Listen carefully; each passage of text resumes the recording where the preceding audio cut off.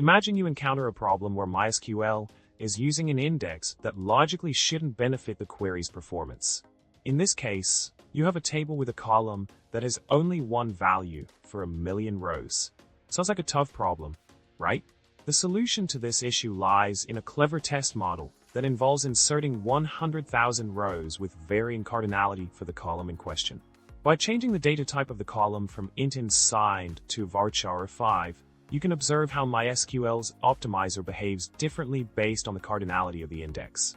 In the created test model, the query performance indicates that MySQL prefers an index scan when the cardinality of the column is above a certain threshold. By adjusting the data type in cardinality, you can control how MySQL utilizes indexes in your queries. A bit of database magic at play here.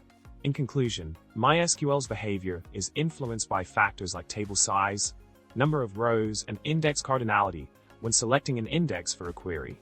By strategically manipulating these variables, you can optimize query performance and make MySQL work smarter, not harder.